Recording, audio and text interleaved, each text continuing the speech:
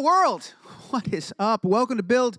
I'm your host, Matt Forte. We are here live at the Build studio in New York City. NCIS fans, we are less than a week away from the season premiere, and after leaving us with a jaw-dropper of a cliffhanger, anticipation is high. The season 17 premiere marks the triumphant return of none other than Ziva David. Hold for applause, of course, right? For Ziva fans here. Joining me shortly to talk all about it, Ziva herself. That's right, the great Cote de Pablo is here. You guys excited about that? I'm excited. They're excited. Seems like you're excited as well. We're going to bring her out in just a second, but first, I believe we have a preview for the show, so let's go ahead. Let's run that clip. Look, Ziva David is dead. Don't you tell me about Ziva. Every time I look at that desk, you know what I see? She is not there. Hello, Gibbs? Where you been? Come. You're in danger. Hold up! I just want to know who we're running from. There's a woman. Her name is Sahar. She wants me dead, and now she's after you. Who is she? I do not know. I've never seen her. The person who Gibbs is with, it's Ziva. She's alive. Ziva David is freaking alive? I think I need to sit down. If you had the chance for one more minute with your daughter, wouldn't you do anything? This is Gibbs's life we're talking about. How could you not tell us? I had a right to know. She was a sister to me. Drive. Folks, things are going to get really dicey here. On the other side of this, your daughter is waiting.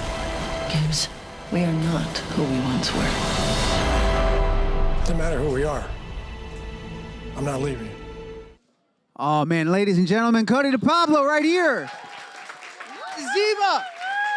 Ziva. This is old school with these. You like that? Yeah, Nice. I love it. And Yeah. I love your shoes. Oh, thank you so much.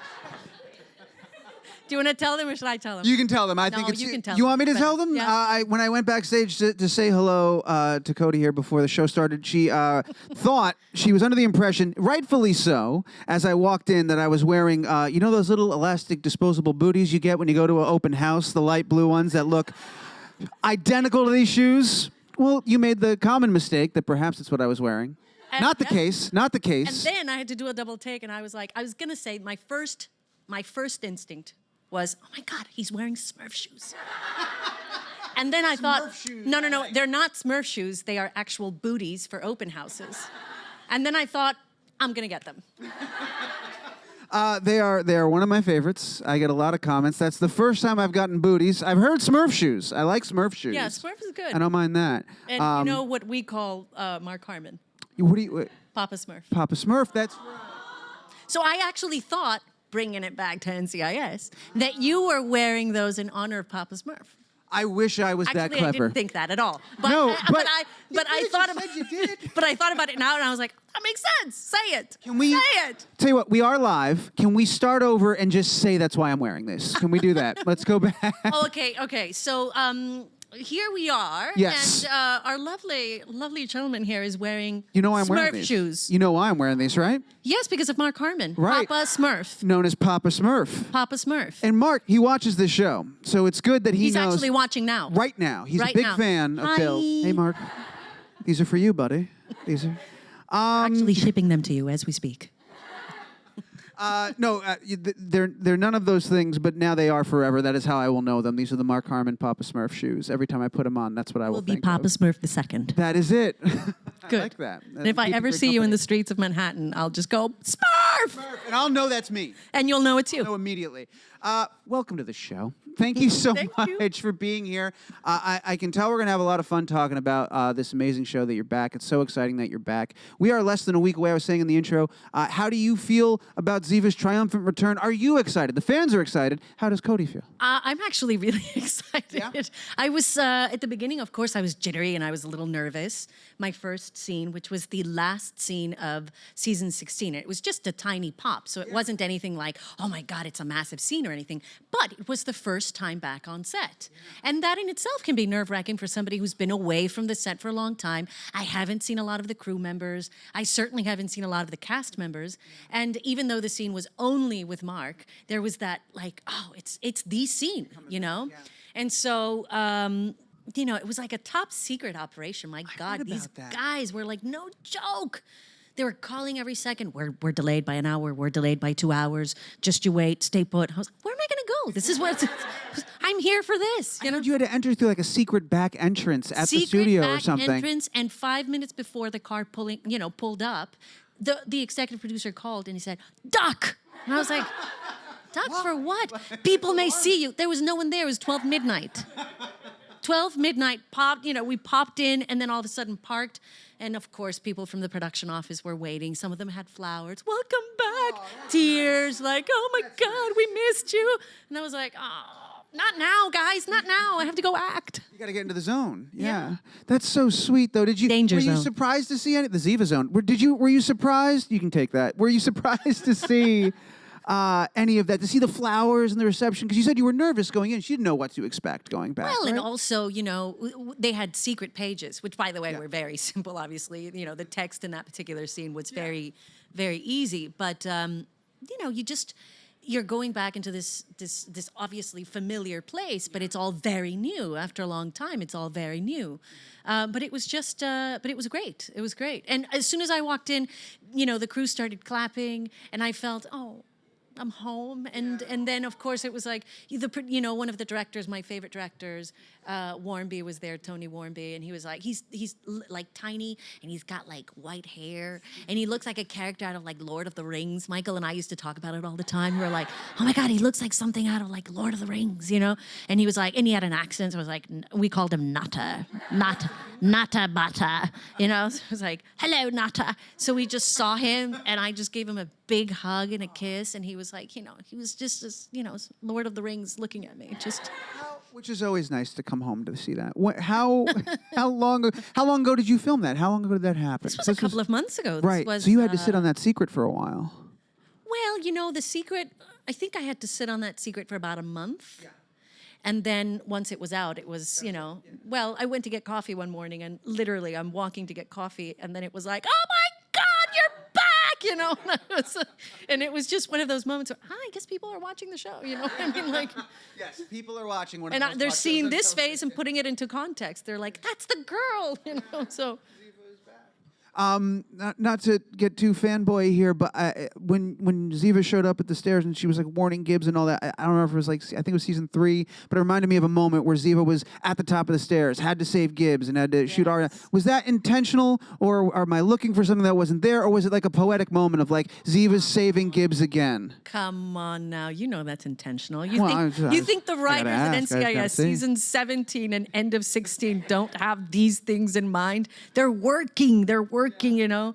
They're like pulling at the heartstrings of all those fans that have been invested for years, you know. And they got, you know, they got a lot of people with that. Oh my God, you know, Ari, you know, and blah, blah, blah. And, you know, she did it for Gibbs, and now she's here, and the stair, you know, it's like there was a big thing about that, yeah. You know, I recall I was watching a Q&A you'd done a while ago, and you had said when you had first left, if someone can write something really great for Ziva, I'm back. I just want something really great. So I'm curious, what was it when they came to you, and what was it about the story that you were like, oh, this is it. This is what I've been waiting for from them. They got it for Ziva. What about the story, without spoiling it, brought you back? You're like, I got to come back. You know, it's funny. I'd been traveling a lot, and for the past couple of years, I've been doing a lot of traveling and keeping up with friends and family and things like that.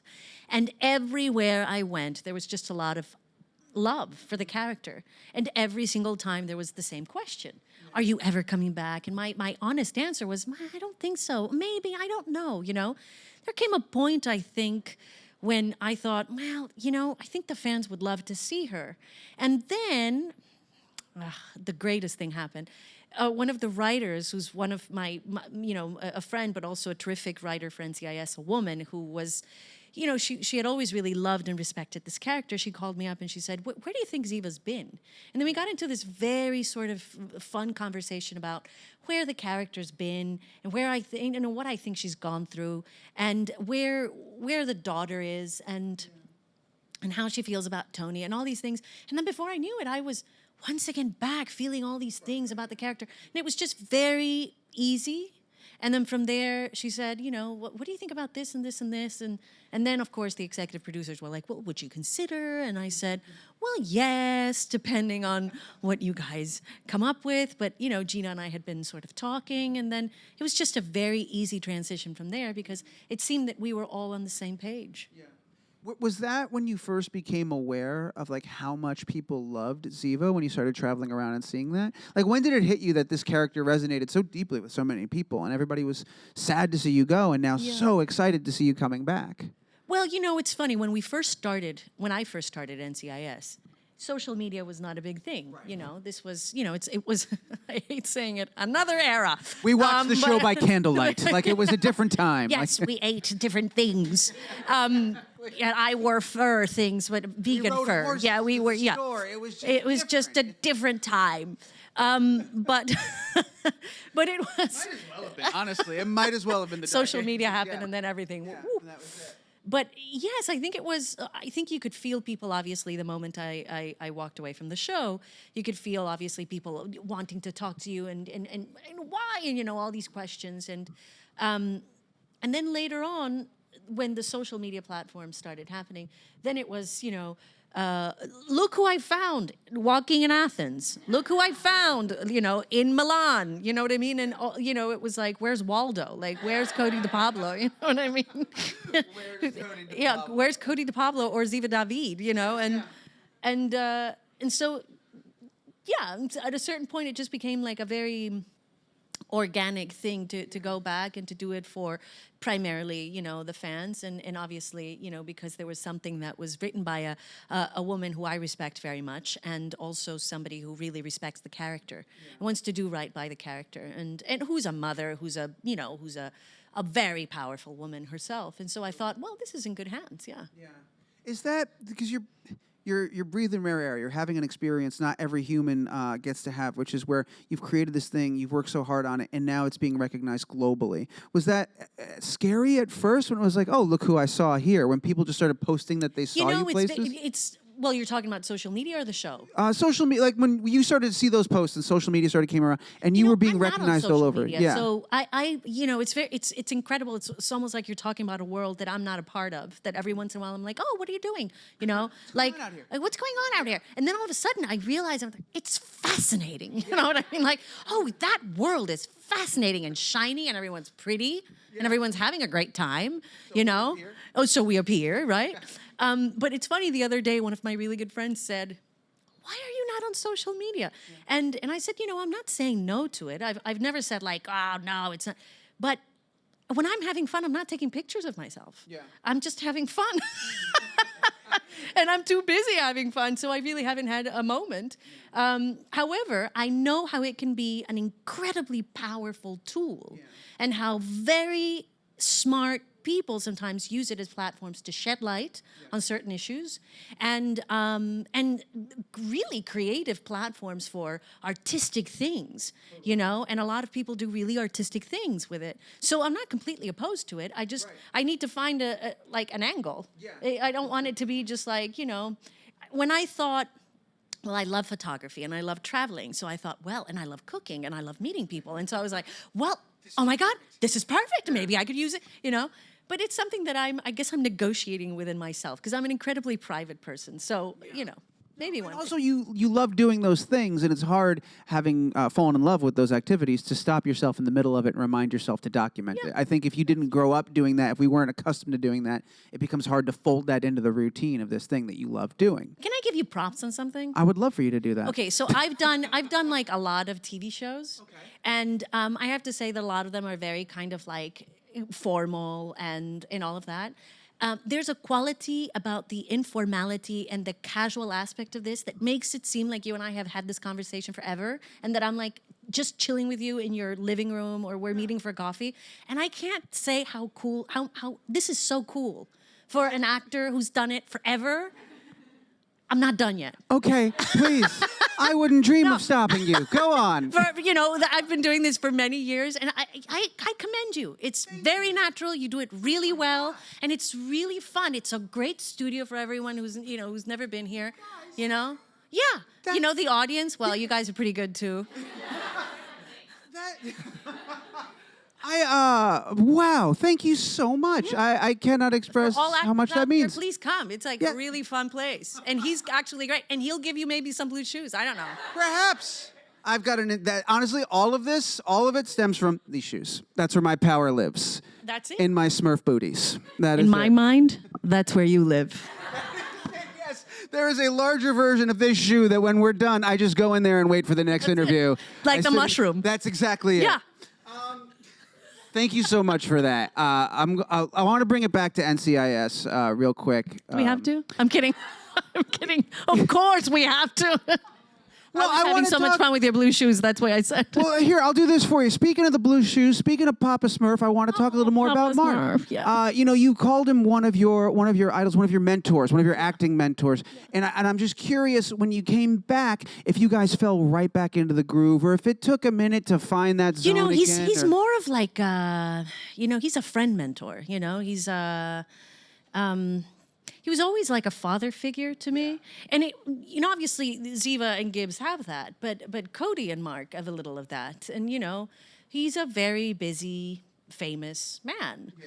And so obviously there are many months where you just don't talk, Right. But it's really nice to know that sometimes when you have friendships, and certainly in family, that's a given, you can go time without talking, but you've laid a foundation that is solid, and from that foundation, you can really go anywhere. You can go years without talking. You can go, really heavy duty things can happen, and then all of a sudden you're back, and then you pick up where you left off. Yeah. And I have that, and I have that with a lot of people that I've worked with, certainly with Mark, certainly with Michael, and they're relationships that are very special for many reasons, because they're forged in the heat of pressure.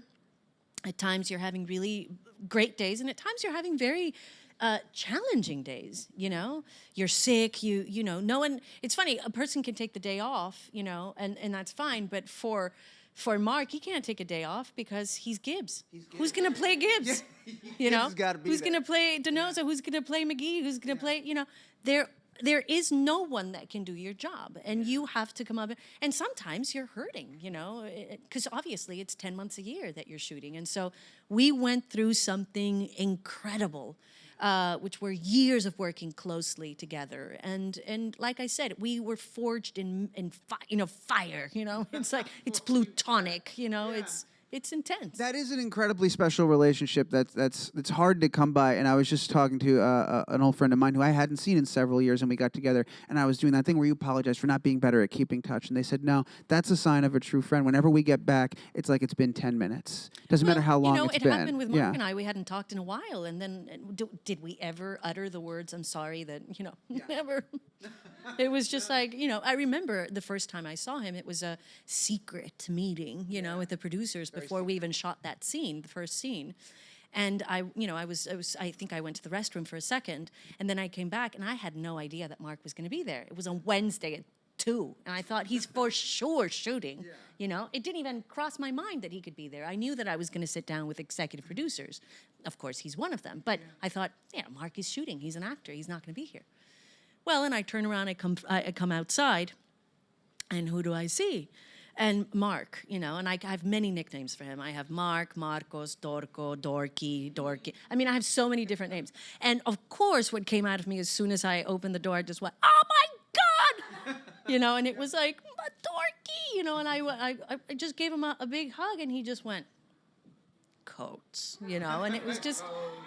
Coates, and it was just like, like right on the chest, and just a hug, and very heartfelt and very, it was a very sweet moment. And like I said, the kind of moment that surprises you because you have no idea you're going to see him. I didn't know I was going to see him then. I knew that I was going to have a scene with him, but I had no idea that it was at that moment I was going to see him. So the reaction is very genuine. Right. And I measure a lot of my, the temperature, like my emotional temperature, through my reactions. you know? Thank you for sharing that beautiful moment with us. That's such a great little story. I got to turn it over because I do have some audience questions. We're going to go there in just a second, but there was one thing I had to ask you about. One of the iconic Ziva moments is your performance of Temptation. You can find the people love this moment, and you've sang on some other projects since then. You sang on the 33, and you sang. Was that your first time singing in front of a camera when you did Temptation? No, right? You'd sang before. In front of a camera? Like singing maybe, on but for thing. I've sang, on stage many times. Yeah. Obviously, before doing NCIS, I was doing workshops of musicals in New York. And so, my background was the theater, and my background was specifically music theater. So I felt very comfortable singing. I remember when that episode was written, they were like, "Oh, and we want Ziva and a blah blah blah in a dress, and we want her singing." I was like, "What?" I was like, "She's a killer, not a singer," And they were like, "Well, she's got many talents," and I was like, "Well." I guess the only thing to do at this point is just embrace, and if you're going to do it, might as well do it well, and so it was something that at the moment, I remember I fought it a little bit. I was like, really? I mean, she's really good at like kicking butt, but singing, really singing?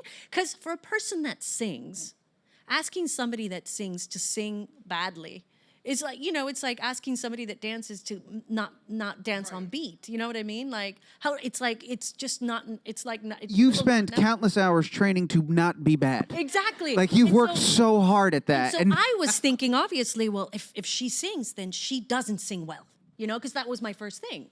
I can't make her a singer. And then I thought, well, Cote, just sing the song. And so it turned out to be a really fun moment. I enjoyed it tremendously, and the fans really liked it. And we were like, well, I guess she speaks 8 languages and she sings, and she goes around with guns and she does many things. She does do many things. We're so excited you're back. I'm so excited you were here, and I've really enjoyed this. We're not done yet. We're going to do some audience questions. I'll never, forget our first meeting. Nor will I. First question comes from Twitter from @Joseph. That? You never heard of it? Yeah, never heard of it, right? Joseph B. Am I getting that right? Yeah, it looks like Joseph, right? Anybody else want to weigh in on that? Anyway, Josie. Sorry, it's all caps Josie and one thing FB. up there. I'm so sorry, Josie. It looked like...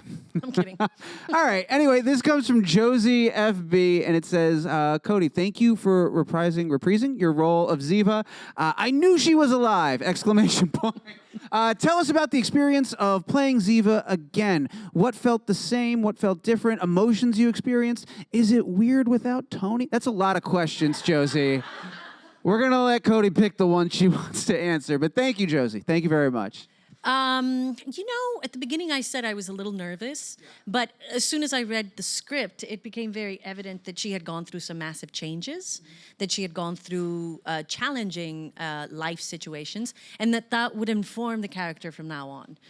This is not just, the happy-go-lucky, I'm having a good day Ziva, or the Ziva that came into the squad room, I was going to have a flirty scene with Tony, which we all miss, and I certainly do. But this is a woman who's gone through some stuff, who's fighting desperately to save her friend. And also, her objective, I think her higher objective at some point is to reunite with her daughter. And so that is she keeps the eye on the prize.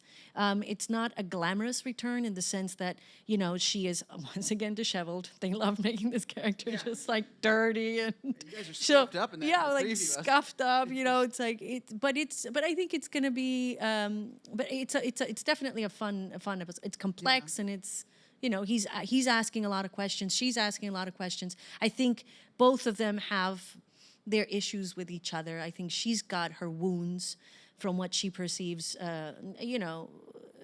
I can't give it all away, but anyway, you'll see. You'll see. Did you have to get back into you have to start training the physicality? Ziva's a very physical character. As we've said, she kicks butt. Did you have to train in weeks and months or to get back into that mindset to get ready for that? Because it looks like you guys are running around a lot. You and Gibbs. We are running around, and I tell you, it's funny. I'm a gym person, and I go all the time and everything. And I think you try to You try to stay active as much as you can. And in the city, you're always walking. You see, you read a script and all of a sudden you see fight sequence and you're like, oh, here we go again. And so you show up to set and you do the best you can with the fight sequence and you do it once, but then you're going to be doing it for 3 hours because it takes 3 hours to shoot one.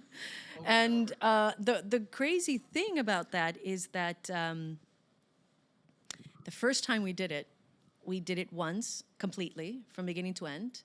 And I thought to myself, oh my God, how am I going to get through this for 3 hours?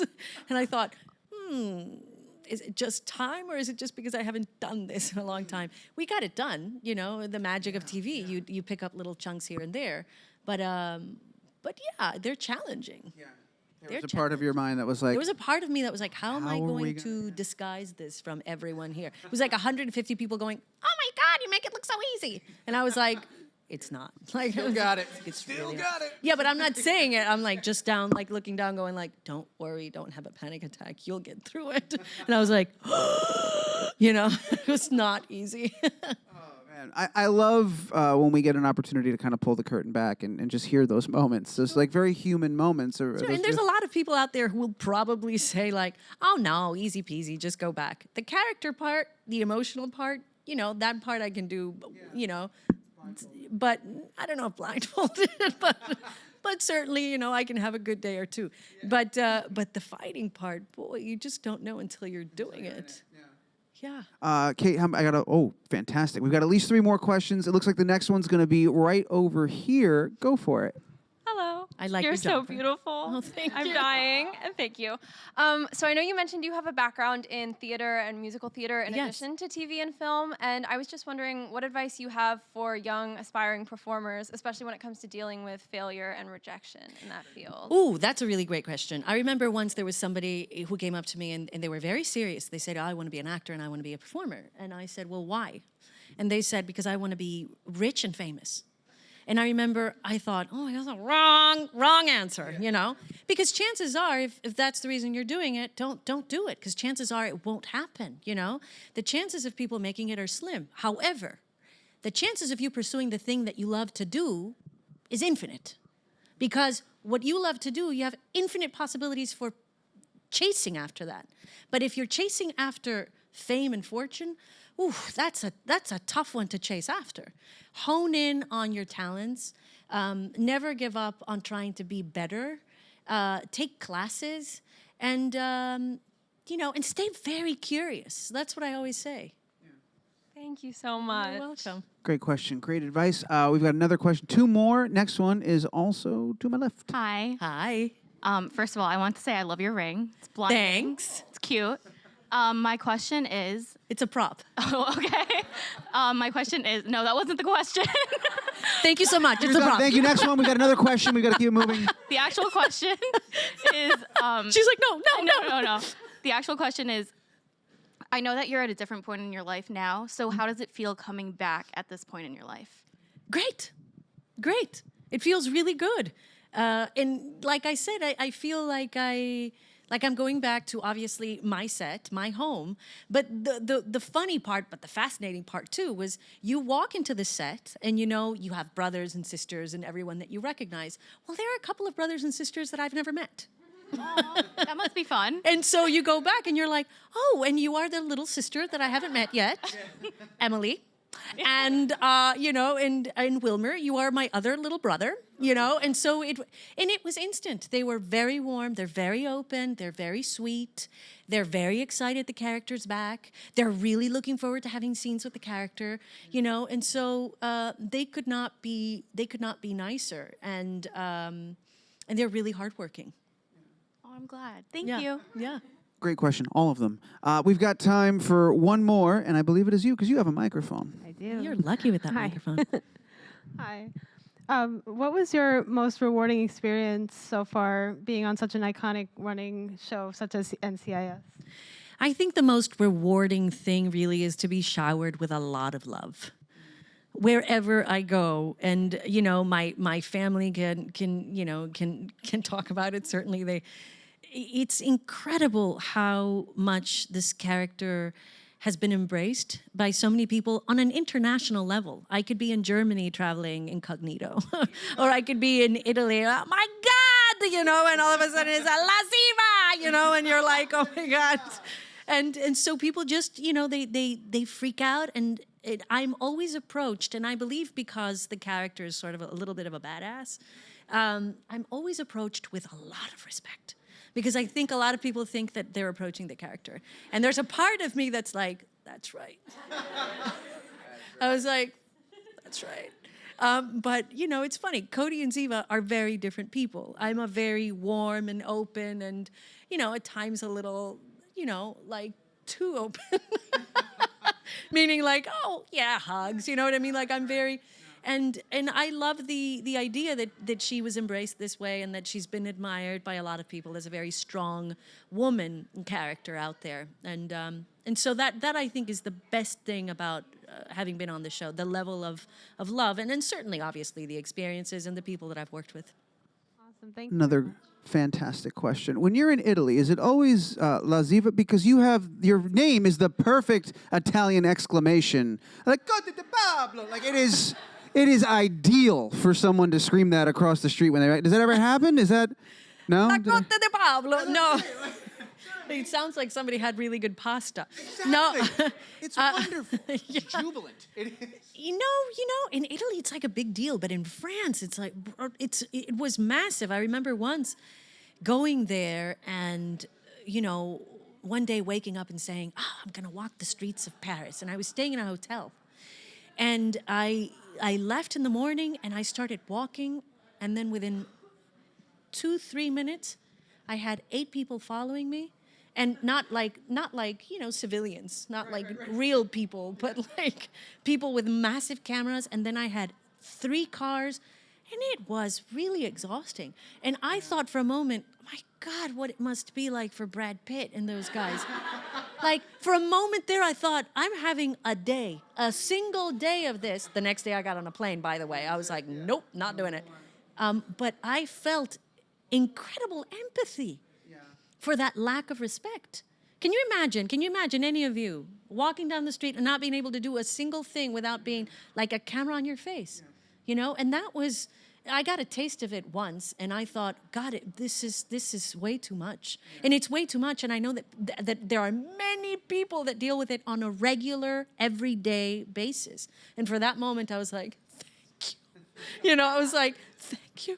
I got to wrap it up, but this is fascinating to me. The last thing I'll ask, when you went through that experience, did that at all inform your decision of whether or not to come back to one of the biggest shows on television? No, because I separate quickly. You know, one of them is work, and one of them has to do with making fans and certain people that have been following the show happy with the return of a character. I've been asked the same question for years, and I've always had the same answer. I don't know, well, maybe not. I don't, you know, and when I finally made my decision to go back, I knew that it was the right one for me, and I think it was the right thing to do for the character.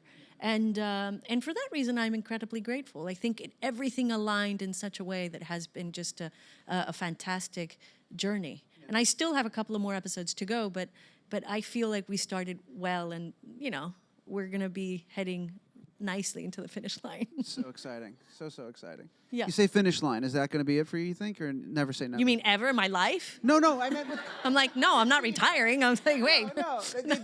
I think you can, if you're a super fan, you know that they've said there's 4 episodes with Ziva. I'm just curious, like, yes. Do you want more? Technically, there's 5, but the first one was such a tease. It was just that pop, so really... Yeah. You know, I have no idea, actually. It's not just up to me. You know, it's... I really wanted to feel it out. I think the producers also wanted to test out, and we needed more than just 1 episode to do that, or 2 episodes. So we gave it a nice big arc, and then we'll see what happens. You know, it's up to... Yep. Wonderful. Yeah. Well, works in mysterious ways. I can't thank you enough for this. I had so much fun with you. Thank you. Me too. Before you get out of here, let's remind everyone that is not already aware that it is next Tuesday. That's the 24th of September, 8 p.m. on CBS. NCIS is back, and more importantly, Ziva is back. Ladies and gentlemen, please join me in thanking the great Cote de Pablo.